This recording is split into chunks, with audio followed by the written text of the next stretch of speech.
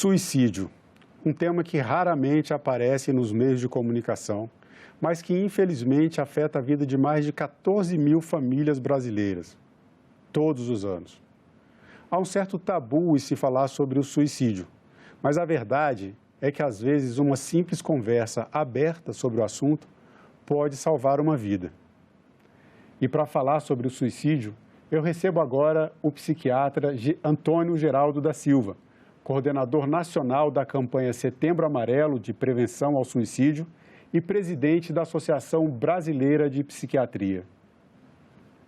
Doutor Antônio Geraldo, muito obrigado pela sua presença no Cidadania. Seja bem-vindo ao nosso programa. Eu que agradeço o convite, para mim é uma honra, é um grande prazer poder participar aqui contigo e levar informação de qualidade para os nossos telespectadores. Sabemos que esse é um tema árduo e que é perigoso realmente noticiar, mas nós aqui não vamos noticiar, nós vamos falar sobre o tema, o que vai nos ajudar bastante a ensinar as pessoas. Esse é um bom começo para a nossa conversa. Eu vou até mudar a ordem das perguntas, eu vou querer que o senhor fale sobre a campanha Setembro Amarelo, mas como a gente está tocando nesse ponto que é tão importante, sobre a dificuldade de falar sobre o tema, até o risco, né, que existe quando se fala sobre isso, como noticiar, mas a verdade é que é preciso chegar a informação às pessoas. E é um tema que ele fica meio às escondidas, assim. Mas enquanto a gente esperava para começar a entrevista, aqui a gente está numa equipe, nem todos aparecem, um dos colegas estava falando de um caso que aconteceu há 2 anos atrás, na família dele. Uma pessoa de 45 anos, um homem que havia passado por um processo de separação, desemprego, e que depois de 3 dias em casa, sem se alimentar, sem se hidratar, saiu direto para a rua com a intenção clara de cometer o suicídio, como realmente tentou. Foi salvo pelo filho desse colega nosso, que foi atrás dele, devido a uma instrução que recebeu de uma parente que, por sinal, é psicóloga. Então, ela alertou que se ele saísse, era bom que alguém estivesse junto, porque ele poderia sair diretamente, ou para melhorar a vida, voltar a comer, voltar a se alimentar, ou para tentar o suicídio, que foi o que ele fez. Felizmente, nesse caso, foi evitado. Qual a importância dessa conversa? No caso de família, a gente tem aqui 2 atores muito importantes sobre isso. Primeiro, família e apoio, e falar sobre isso. Depois, a importância de buscar um profissional. Esse caso, por exemplo, a pessoa que tentou suicídio, depois ele passou a ser assistido por médicos, por psiquiatras, e hoje, felizmente, leva uma vida normal. Muito obrigado pela oportunidade, porque você acabou de fazer algo que é muito importante, que é contar casos de sucesso. Você acabou de dizer exatamente alguém que tentou, que foi ajudado e que hoje tem uma vida normal. Por que isso é importante? Por causa de um efeito chamado papageno. Esse efeito é o que é o mais importante de ser feito na televisão. Contar casos de sucesso, de condutas adequadas das pessoas, para que as pessoas copiem e para que façam igual. Qualquer pessoa, em qualquer momento da vida, se ela falar em suicídio, ou se ela mudou o comportamento e passa a ter um comportamento de risco, nós temos que levar essa pessoa para um serviço de saúde para que ela possa obter ajuda. E você foi perfeito. Você disse exatamente, procurar um psiquiatra. Foi perfeito por quê? Porque você não teve o preconceito. E não tendo preconceito e falando claramente o que precisa, você dá a informação correta. Claro que eu sei, você também, que você pode não encontrar psiquiatras em todas as cidades do Brasil. Mas sem preconceito, nós devemos mandar procurar um psiquiatra. Se não consegue um psiquiatra, procure qualquer outro médico, que precisa de ajuda. Se não encontrou um médico na cidade, qualquer outro profissional de saúde, porque continua precisando de ajuda. Uma vez que chegou ao médico, uma vez que chegou ao psiquiatra, nós vamos trabalhar em equipe. Nós vamos precisar do enfermeiro, do psicólogo, do auxiliar de enfermagem, do agente de saúde, do nutricionista, fonoaudiólogo, fisioterapeuta, depende qual doença que a pessoa tem. Mas não pode ter medo, não pode ter preconceito de não procurar aquele que é o especialista para a causa, que é o psiquiatra. Quando nós temos um infarto agudo do miocárdio, nós não temos dúvida, nós sabemos que temos que levar um serviço médico. Muito bem. Por quê? Porque o infarto agudo do miocárdio é uma emergência médica. Sim. Quando nós temos uma fratura exposta, quando cai líquidos nos olhos de uma pessoa, imediatamente pensamos, precisa de ser levado a uma emergência. Então, vou chamar o SAMU, vamos ajudar. Com quem pensa em suicídio, deve ser a mesma coisa. Não pode ter preconceito, não pode ter dúvidas, não pode achar que pode deixar para depois. Não, é uma emergência médica e precisa de ajuda. Por que você tem que ouvir as pessoas? Para você poder agir. A pessoa agindo, contando que está passando por aquilo. Que ótimo, que bom. Se você ouviu, você tem que dar a mão, você tem que abraçar, você tem que pegar essa pessoa e levar para um serviço de saúde. Aí você deve dizer para a pessoa antes, vou te ajudar, estou aqui, estou ao seu lado, não vou te deixar só, eu vou te acompanhar, eu vou te proteger. E proteja. Porque quem fala em suicídio ou dá sinais de adoecimento mental e muda o comportamento, vai cumprir o que fala. Cão que ladra, morde. Esse ponto é importante, algumas coisas que o senhor falou agora. Bom, primeiro, sobre esses fatores, né? Os fatores que podem desencadear o pensamento suicida e, numa situação pior, o próprio suicídio, a pessoa chegar ao fato de tentar ou até de conseguir cometer o suicídio. Que fatores podem ser observados para que se perceba familiares, às vezes colegas de trabalho, na escola? Esse é um ponto importante a gente tratar na conversa, porque nós estamos vivendo um momento em que recentemente foi publicada uma pesquisa do Instituto Ayrton Senna, mostrando grande número de depressão e ansiedade entre os alunos adolescentes, alunos do ensino médio e ensino fundamental. Quais são os fatores, que sinais a pessoa apresenta que o senhor recomenda que deva ter cuidado, que deva despertar a atenção de todas essas pessoas que estão ao redor, seja trabalho, na escola, no caso dos adolescentes, da família, e qual a forma de abordagem mais adequada? Vamos lá. A pergunta é longa, tem que responder item por item, porque você não pode ficar sem resposta. Vamos lá. Então, vamos lá. Primeiro, para alguém pensar em suicídio, é porque tem algum tipo de doença mental. Praticamente, 100% daqueles que tentaram suicídio é porque tem doença mental. Se tem doença mental, ele apresenta sinais e sintomas. Vamos lá. Se for de um quadro depressivo, ele vai apresentar os sintomas de uma depressão. Pasme você, nós estamos praticamente com o nosso percentual, nossa incidência de depressão dobrada no pós-pandemia. Nós tínhamos 5,8% da população com depressão. Hoje, a Vigitel, que é uma pesquisa do Ministério da Saúde, fala em 11,3%. Então, é muito, é demais, subiu demais. Muito bem, se tem depressão, que sinais que você vai observar? Você vai observar os sinais de depressão. Por exemplo, tristeza, falta de prazer, falta de alegria, falta de vontade, falta de interesse. Algumas coisas que vão para baixo. Por exemplo, diminuição do sono, diminuição da memória, diminuição da libido. São quadros que são sinais e sintomas que apresentam e que nós precisamos estar atentos. Por exemplo, a pessoa tem uma vida normal. aí começa a ter perda, porque mudou a vida. Está muito irritado, sente dificuldade para concentrar, sente dificuldade de lembrar das coisas, de tomar decisões. Aí pensamento frequente de morte ou de suicídio. Aumentou demais ou diminuiu demais o apetite? Aumentou demais ou diminuiu demais o sono? Ganhou peso, perdeu peso.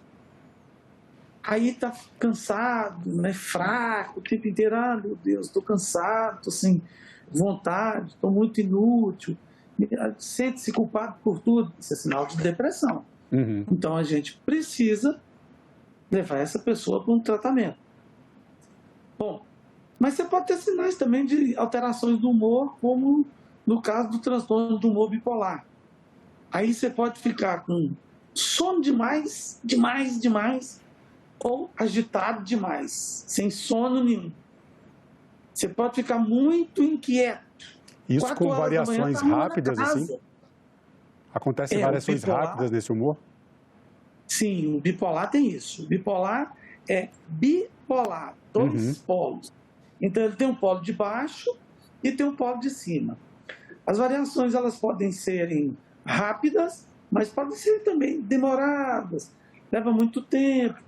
Mas, enfim, você percebe assim, essa pessoa não está dentro do padrão de comportamento normal. Se não está dentro do padrão de comportamento normal, então está errado. Ele precisa de ajuda. A pessoa está isolada no quarto, não quer sair do quarto, não está comendo direito, como você relatou ali, um quadro exatamente disso. Não quer sair do quarto, se isolou, desidratando. Por quê? Porque está doente. Se faz o uso ou abuso de álcool e outras drogas, e isso piorou, também tem que ficar atento. Por quê? Porque a segunda causa de morte por suicídio é por uso e abuso de substâncias psicoativas, que é álcool e outras drogas. Olha, é muito grave isso. Depois você tem esquizofrenia, transtorno de personalidades. Esquizofrenia são quadros mais fáceis de identificar, que as pessoas falam assim, isso é doido, né? Está tendo delírio, alucinação, está tendo distorção de pensamento, de linguagem, a fala mudou, o comportamento está desorganizado. Aí é esquizofrenia. Aí é até mais fácil, mas não pode achar que nós somos psiquiatras, todos somos psiquiatras, não. São psiquiatras aqueles que fizeram a formação e vai identificar. Aqueles que não fizeram a formação, percebeu que tem alteração de comportamento, busca um profissional. Mudança de vida, procura um profissional. Por quê? Porque, via de regra, quem fala que vai suicidar, suicida. E aí a gente volta agora para a questão da abordagem, né?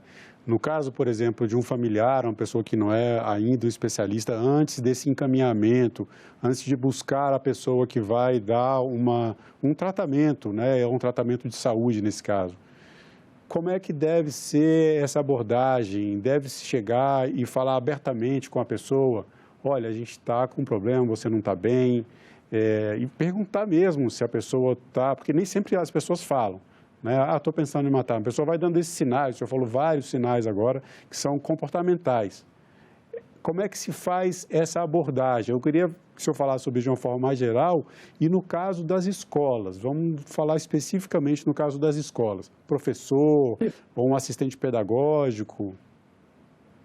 Perfeitamente. A abordagem tem que ser verdadeira. Você não deve ficar dando voltas. Então você tem que chegar e dizer para a pessoa, você está falando sobre isso, você está pensando em morte? Você está pensando em tirar a sua vida, alguma coisa assim? Me conta, eu preciso saber, eu quero te ajudar, eu vou te ajudar. Tem que ser claro, não precisa ficar dando volta. Uma vez que você disse isso para a pessoa, que a pessoa relatou como a vida está, você tem que ser compreensivo e não crítico. Né? Mas você é uma pessoa tão bonita e está pensando em suicídio, por quê? Gente feia não suicida? Isso não é conversa para você ter. Você vai ter que ouvir a pessoa e dizer que compreende a queixa, compreende o sofrimento, compreende aquela situação e vai fazer de tudo para estar ao lado dessa pessoa e protegê-la. Que enquanto não deixá-la protegida num ambiente, num serviço de saúde, que você não vai deixá-la só. A pessoa precisa entender que você compreendeu, que você não está criticando a pessoa, por exemplo, virar e falar: que é isso? Você tem uma vida tão boa, você mora bem. Opa, não quer dizer nada, eu estou doente, eu preciso de ajuda. Crítica aqui, ó, eu sei de tudo isso, eu só não consigo mudar. É a mesma coisa de chegar para mim, Antônio Geraldo, e falar assim, ó, tira o óculos e leia. Aí eu vou dizer para você, não consigo. Não, esforça, dá um jeito, não adianta. Preciso corrigir. Enquanto eu não corrigir, eu não vou conseguir fazer a leitura como deve ser feita. Então, não tem diferença. É doença. Enquanto doença, tem que ser tratado, cuidado, observado, protegido como doença. Isso não tem nada a ver com frescura, com falta de interesse. E isso é uma das coisas que falam, né? Às vezes até entre os... existe uma cartilha que está no site do Setembro Amarelo, a gente vai falar sobre essa campanha, e mostra ali alguns mitos sobre o suicídio, sobre o assunto, e um dos pontos é justamente esse. Às vezes a pessoa fala assim, não, está fazendo isso só para chamar atenção. Como assim chamar atenção? Né? Esse cuidado realmente a gente tem que ter. Agora, o senhor falou desse aspecto de ser uma doença. A pessoa que chega a esse ponto, começa a pensar, começa a dar esses sinais, ela está adoecida e precisa de ajuda. Eu te pergunto, existe um componente genético? É possível pensar, por exemplo, se uma pessoa na família já tentou suicídio ou falou sobre suicídio, teve algum tipo de comportamento, ou se dentro de uma família já ocorreu um suicídio, isso pode ser visto como um sinal de alerta para os outros familiares, ou se existe até um componente de hereditariedade em que a pessoa poderia passar essa doença para um filho, ou enfim. Essa pergunta é muito importante. Essa questão genética, ela tem uma importância enorme, porque as doenças psiquiátricas, elas têm um cunho genético e um fator externo, que a gente chama de fenótipo, também temos nós chamamos de epigenética, e que tem uma importância muito grande. Então, veja bem, se minha mãe teve depressão, eu tenho tendência a ter uma depressão. Se teve bipolaridade, também. Então, quando há história de suicídio na família, imediatamente a gente, tem história na família de suicídio. Eu vou prestar atenção melhor em alguns sinais e sintomas que essa pessoa pode apresentar, que pode fazer com que ela apresente determinados quadros psiquiátricos mais graves. Então, há muitas histórias de vários casos de suicídios numa mesma família. Portanto, tem que ficar alerta. Se tem uma história de suicídio na família da pessoa, isso é para poder já ligar o sinal amarelo para o cuidado ser maior. Mais promoção da saúde, mais prevenção de doença, para que a gente não precise chegar até a assistência em si, mas que a gente consiga cuidar antes. Falando em ligar o sinal amarelo, vamos falar agora um pouco sobre a campanha Setembro Amarelo. Eu queria que o senhor falasse sobre a origem dessa campanha, sobre o tema da campanha esse ano e, completando a pergunta, mais uma pergunta longa, existe uma informação no site do Setembro Amarelo que diz que é a maior campanha anti-autoestigma do mundo. Eu queria que o senhor apresentasse a campanha, falasse sobre a origem, o tema da campanha de 2022 e por que uma campanha anti-estigma. Muito bem. Eu adoro as suas perguntas porque elas me dão exatamente o que eu preciso para eu poder te passar a melhor informação. Porque o que você está fazendo é que é o correto. Você não está noticiando suicídio. Você está ensinando as pessoas tudo sobre o tema. O que faz o quê? Ajudar as pessoas a prevenir o suicídio. Essa campanha, ela começou em 1994, quando um menino chamado Mike M., que era um menino muito cheio de qualidades, muito bom mecânico, ajudava muitas pessoas do bairro, da rua que ele morava, do bairro lá na cidade dos Estados Unidos que ele morava, todo mundo conhecia ele.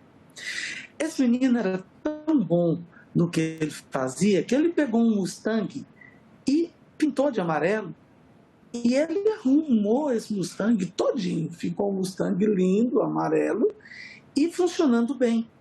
E ele andava pelas ruas lá do bairro, ele já tinha 17 anos, neste carro. Só que ele foi acometido de um quadro psiquiátrico e ele suicidou. A tristeza comoveu a todos do bairro e da cidade e queriam acalentar o coração daquela mãe. E o que eles fizeram? Eles fizeram laços amarelos, escreveram uma frase: se você precisar, peça ajuda. Olha que lindo.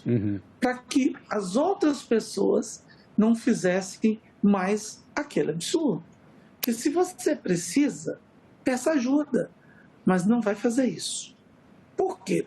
Porque a pessoa que faz este ato é porque ele tem um quadro que vem. Vou explicar bem legal para a população, que fica mais fácil. Que vem assim, vem com aquele desespero, vem aquela depressão, aquela desesperança. Presta atenção que eu só estou falando letras Ds, né? São os Ds. Não. Depressão, desespero, desesperança, dependência química, demência. Tudo isso leva a uma dor psíquica intensa, muito forte.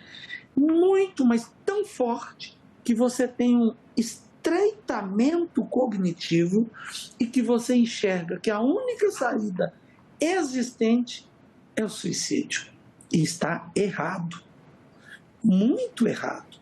Porque é o estreitamento cognitivo, por aí já diz, né, que você não está com a visão ampla, mas fechada, te leva a cometer um ato que é o caminho errado. Isso não resolve nada. Não é saída. Portanto, quando tem esse tipo de pensamento, a saída é agir dizendo que eu preciso de ajuda. Ninguém pode omitir socorro para ninguém no nosso país. Então, se você pedir ajuda para qualquer pessoa, ela vai te ajudar. E você vai ser claro. Eu estou pensando em suicídio. Está vindo isso na minha cabeça.